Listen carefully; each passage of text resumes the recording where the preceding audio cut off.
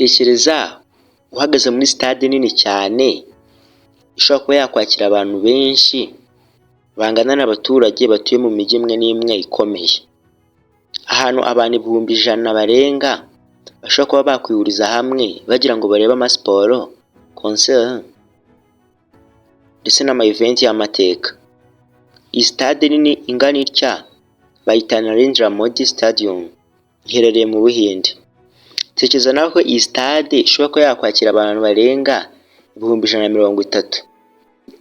Ibi birumvikana ko bigira stade ya mbere nini hano ku isi.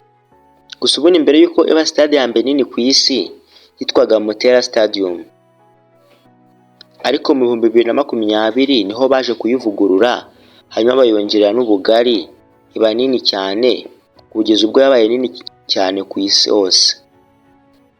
Wumve ko iyi stade yubatse neza cyane kandi designinze neza cyane kandi ifite ikoranabuhanga rihambaye ku buryo utabyumvisha.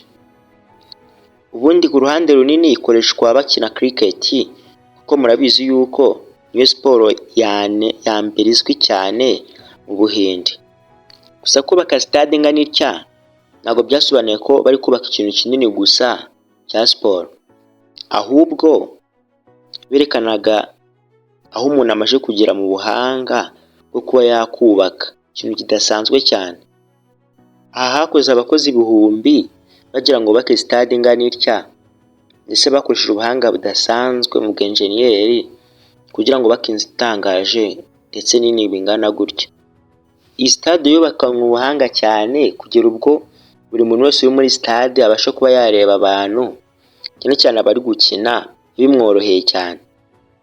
Uretse no kuba ari stade igifitemo ibindi byuma cyane ndetse kandi byinshi bifite umumaro utandukanye, nk'aho bambarira, aho bitoreza food courts cyangwa se aho barira bategurira ibiryo, aho guparika amamodoka ndetse kandi amamodoka menshi 1000. Ubundi iyi ngiyi yakira imikino ya cricket yayindi ibera ku isi hose. Mbere yuko hazaho aya mastade tubona uyu munsi akomeye ndetse manini, kera ubwami bwa kera cyane bwubatse stade ihambaye kandi izwi mu mateka. Iyi bayita Great Stadium of Kurion. Imyaka 1000 byinshi yarakoreshwaga cyane cyane mu marushanwa yo kwiruka. Wumve neza ko stade atari no kureba imikino gusa, ahubwo ni ikintu gikoreshwa bubaka amateka atazibagirana, kuko stade ihinduka ikimenyetso ndetse n'ikirangantego cy'igihugu, umuco ndetse n'ahantu abantu benshi bahurira bagafana abantu runaka cyangwa se bakurikira ikintu runaka. Njye nari iFabrics, wakoze kureba video yacu.